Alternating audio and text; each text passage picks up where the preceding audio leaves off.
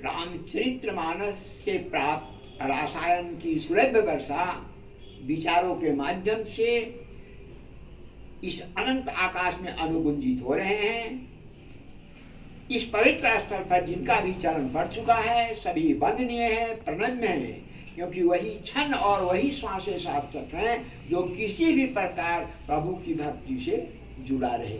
यही है जीवन का मूल प्राप्त, क्योंकि परमात्मा का प्रतीति प्रेम में होता है और ये प्रेम का बारिश होता है। यहाँ सत्संग बहुत श्रद्धा प्रेम की चीज है। यहाँ एक ऐसी भाव दशा जन्मती है जहाँ शांति का संगीत और करुणा की सुगंधे हिलोरे लगते हैं, क्योंकि हमारा संबंध कभी कभी ऐसा रुक जाता है। ऐसा क्यों होता है? इसलिए संबंध परमात्मा से हमारा संबंध विच्छेद हो जाता है, टूट जाता है। तो ऐसी स्थिति पर हमें कमी महसूस होती है, क्योंकि यहाँ एक ऐसी भाव दशा जन्मती है स्वतः, जैसे आप का रोमांच होने लगता है।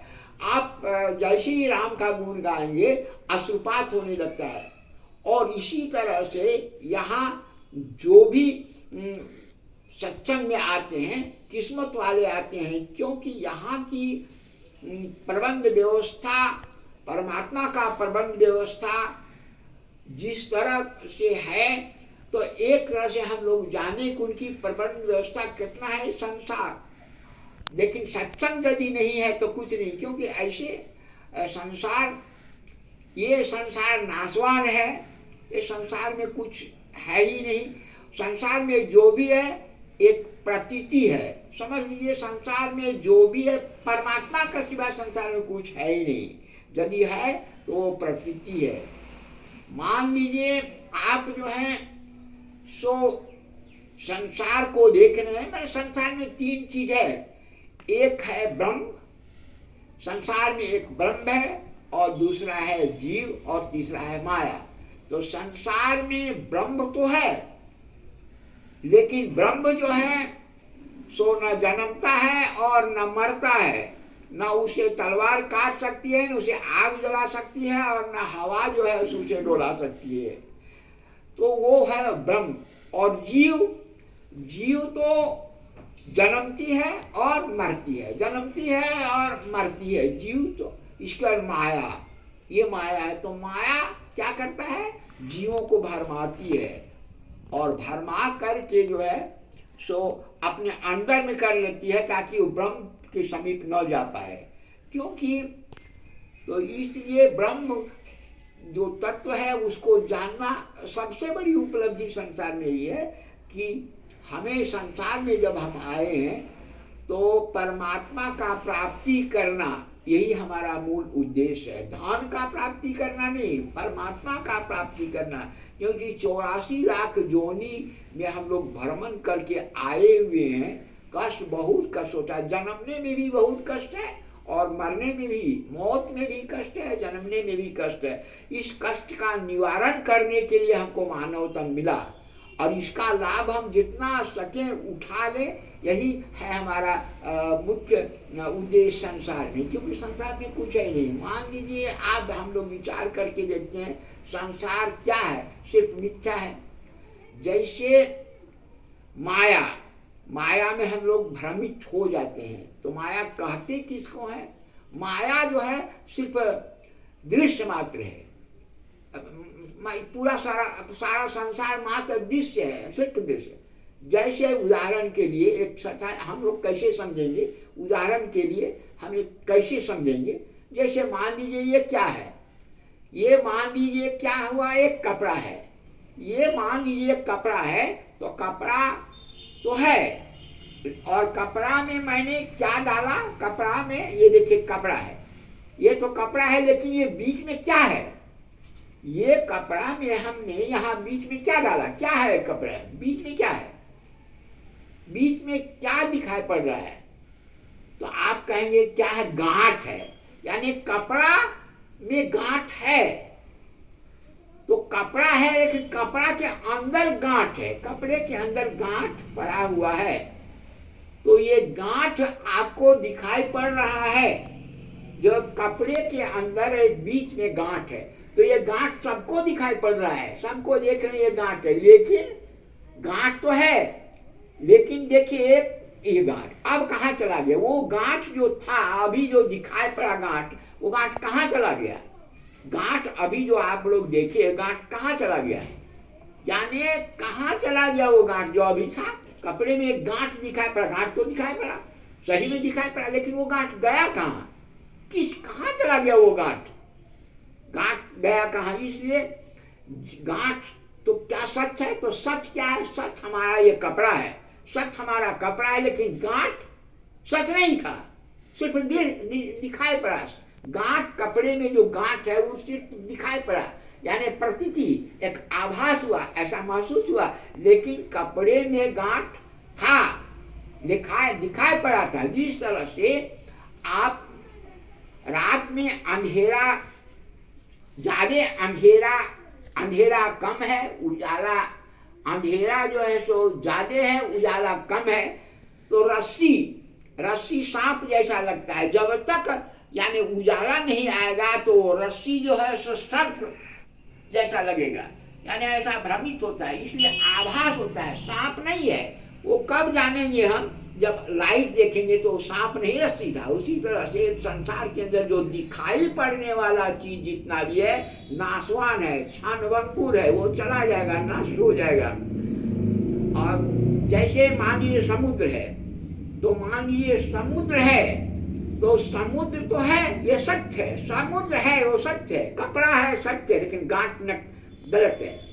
तो सत्य क्या है? समुद्र है, लेकिन समुद्र से निकला हुआ जो तरंग है, समुद्र से जो निकला तरंग, नाम तो तरंग हुआ उसका, वो समुद्र का जल अलग है, तरंग अलग है, लेकिन समुद्र का जल बना तरंग हवा के संपर्क में, लेकिन वो क्या हो गया?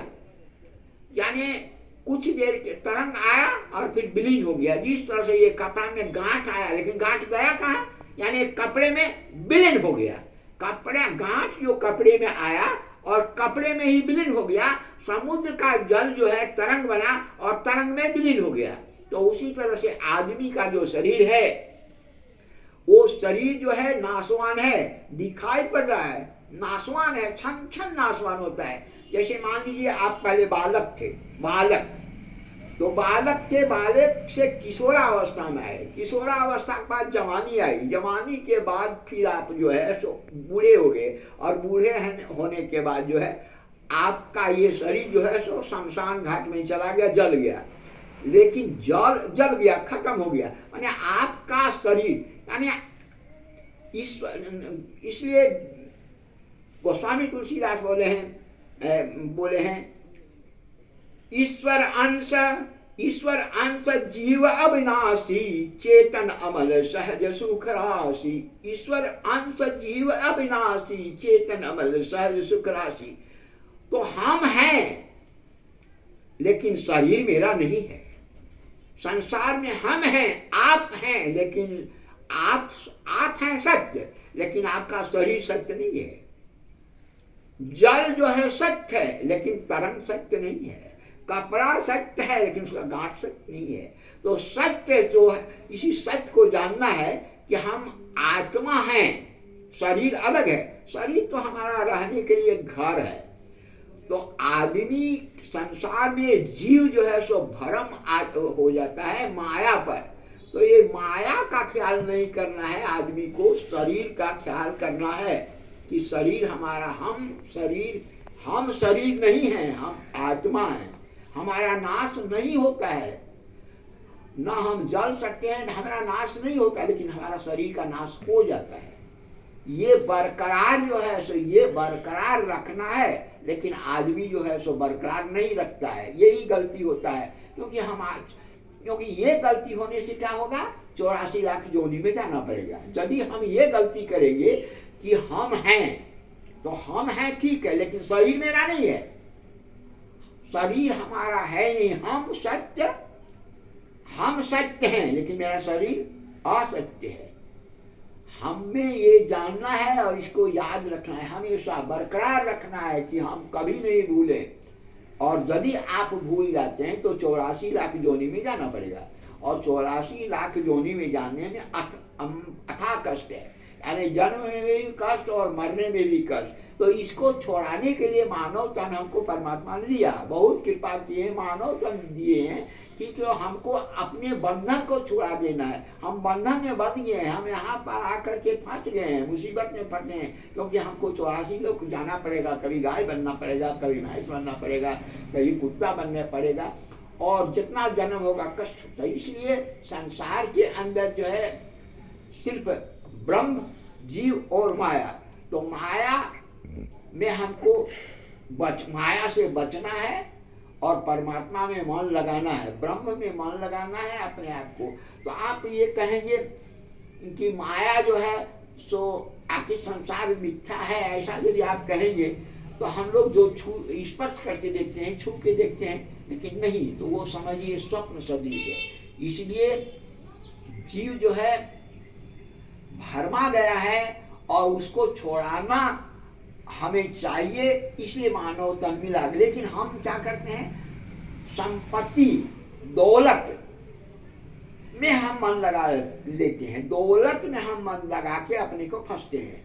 दौलत में मन, क्योंकि जो भी दौलत में मन लगाया क्या रहा, क्योंकि देखिए राज राजे रहे न वो रानी रही, कहने सुनने को केवल कहानी रही, वस्तु तो हर एक आनी जानी रही, न बूढ़ापा रहा न जवानी रही, राम और सीता का नाम एक ही में जुड़ा, प्राण जब जब उड़ा तब अकेले उड़ा। इसलिए सिकंदर भी आया लेकिन हाथ मलते मलते चला गया।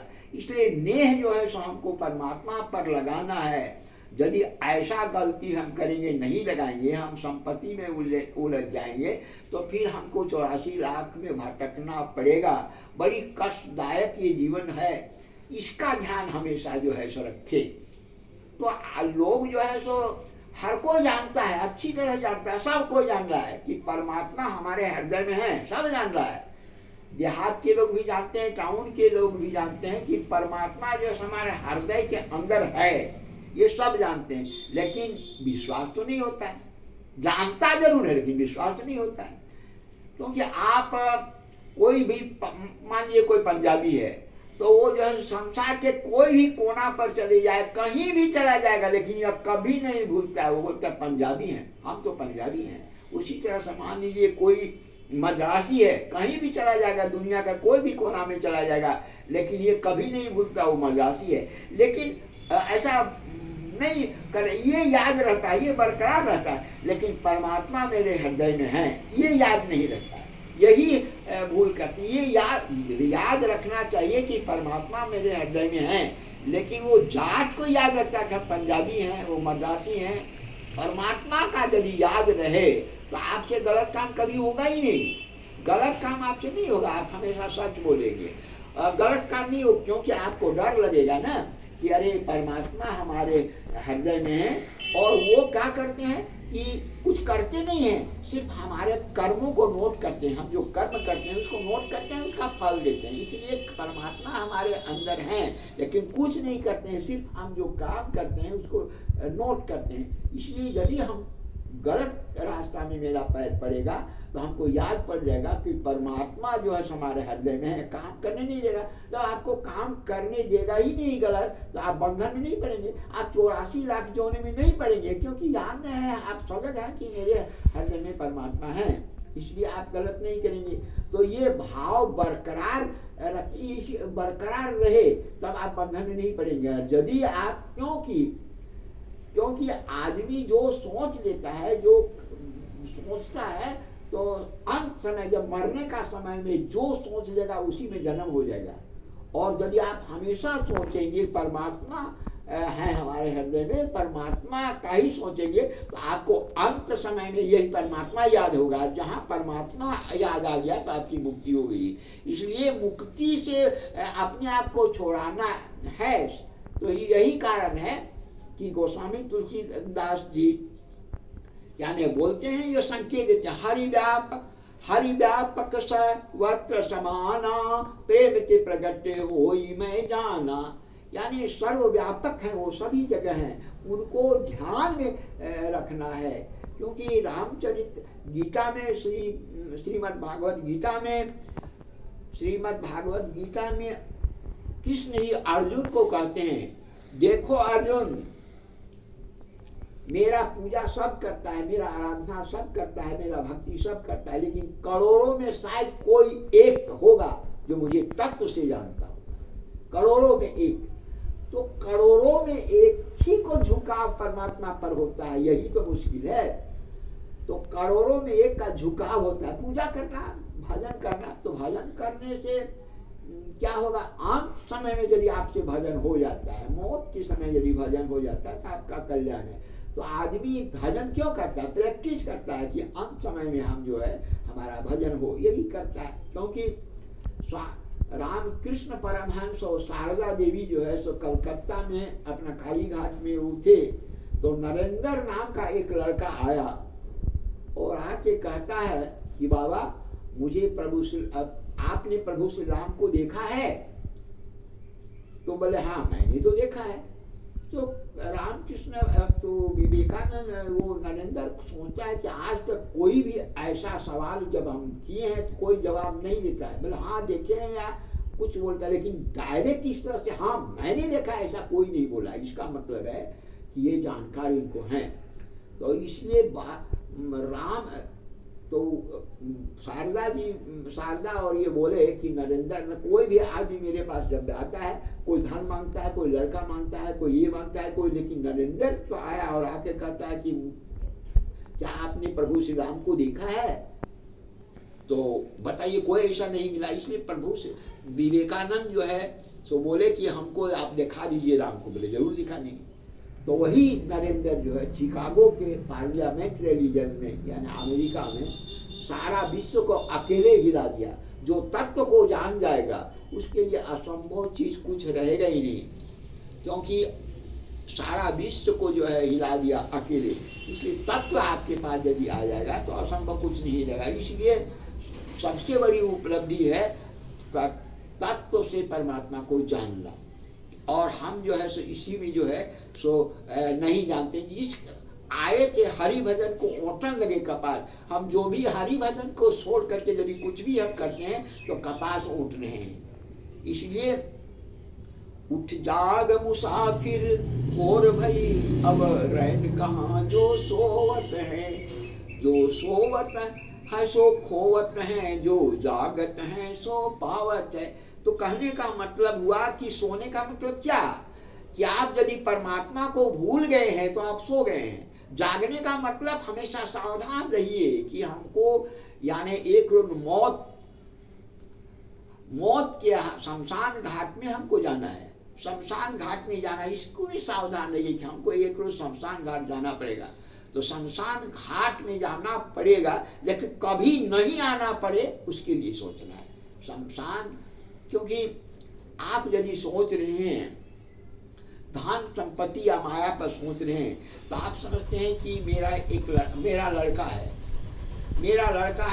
एक लड़की है। लड़का अमेरिका में पढ़ रहा है, लड़की रूस में पढ़ रही है, वो MBBS कर रही है, वो ये कर रहे हैं। लेकिन जानते हैं लड़का आपका है और इधर लड़की है, आप उसे पढ़ा रहे हैं, लेकिन जानते हैं वो लड़का किसका अमानत है? वो लड़का जो है आपके पुतोहू की अमानत है, और लड़की है तो आपका दामाद का अमानत है, और आप हैं तो आप शमशान के अमानत हैं। इसलिए हमेशा सावधान रहिए कि प्रभु का चिंतन यानी करना है। किस तरह से करना है प्रभु का चिंतन? जिस तरह से कमल तो संसार, कमल कीचड़ में जन्म लिया, पानी में पला और पानी से ऊपर है। कीचड़, कमल का विशेषता यही है कि जल में जन्म हुआ, पानी में है, लेकिन पानी का प्रभाव उसके ऊपर, पानी के ऊपर है। इसी तरह से संसार में मनुष्य तो आया है, अपना बाल बच्चा परिवार को देखे, लेकिन हमेशा ध्यान परमात्मा पर हो और परमात्मा का ख्याल करे।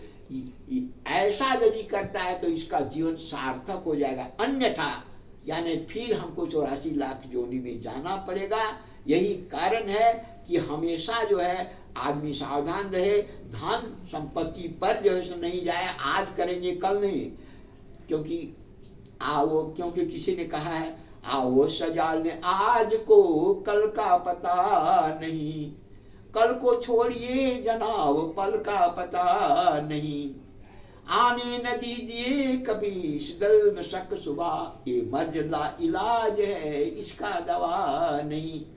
तो इसलिए आज कल नहीं, अभी आप अभी कीजिए, तुरंत कीजिए। जैसे रावण कहा था कि हम जो है सो मृतलोक से लेकर के स्वर्ग तक सीढ़ी बना देंगे, लेकिन नहीं कर पाया, क्योंकि आज कल में टालता गया। और जब विनाश की घड़ी आई तो जो कल करना था उसको, जो कल करना था आज ही कर लिया। इसलिए किसी ने कहा है कि आज करो सो कल करो, कल करो सो परसों, इतनी जल्दी क्या पड़ी है, जीना तो है बरसों। तो ये प्रवृत्ति, गलत काम यदि आदमी कर रहा है तो उसको आज कल में टाल दो, और यदि अच्छा काम करना है अभी तुरंत ये करो। यही जीवन का लक्ष्य होना चाहिए। इसलिए संसार में आप आए हैं तो सावधान हो जाइए, आपका ध्यान, क्योंकि काम कीजिए हर काम, क्योंकि कर से कर्म करो विधि नाना, हृदय राखो जहां कृपा निधाना। कृपा निधाना हमेशा, जैसे वो गोपियां जो है, गोपियां दूध दे रही है, सब्जी काट रही है, लेकिन हमेशा ध्यान जो है परमात्मा के ऊपर रहता था उन लोगों को। इसलिए आप हर कार्य को कीजिए, जो भी काम करना, लेकिन हमेशा परमात्मा आपके नजर से ओझल नहीं हो। आपको परमात्मा से आपका नजर कभी ओझल नहीं हो, ये धारणा बना करके चलना चाहिए। और आज नहीं, आज कल करके नहीं, क्योंकि किसी ने कहा है क्या, मैं यूं कर लूं, मैं ये कर लूं, मैं वो कर लूं, मैं ये कर लूं, मैं वो कर लूं, कहने से बनता कोई बात नहीं।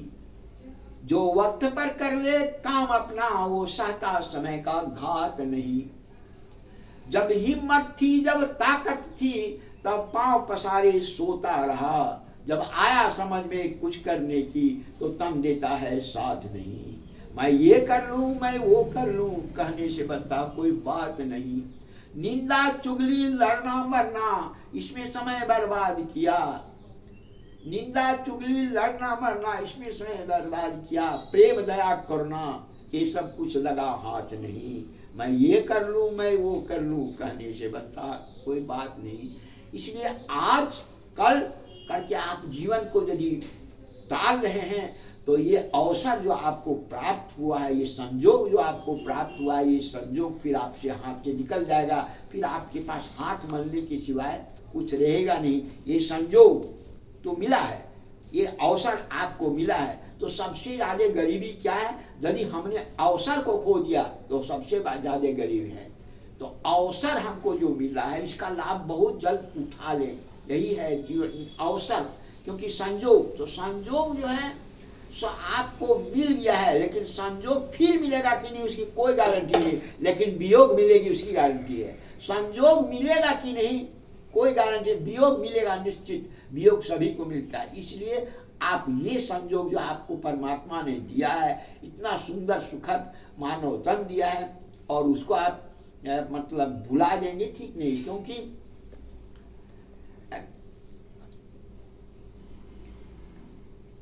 क्योंकि उसका उपकार जो है कभी नहीं भूलना चाहिए। तेरी मेहरबानी का है बोझ इतना, उसको उठाने का मैं काबिल नहीं हूँ। तूने जो दिया है अब तक वो तो कम नहीं है, सलामत है जिंदगी मेरी वो भी कम नहीं है। माना कि तुमने मुझको जन्म दे दिया है, बशर के लिए भी तुम बेशुमार दे दिया है। मानव तन में लाके तुमने जो उपकार कर दिया है वो भी भुलाने का मैं काबिल नहीं हूँ।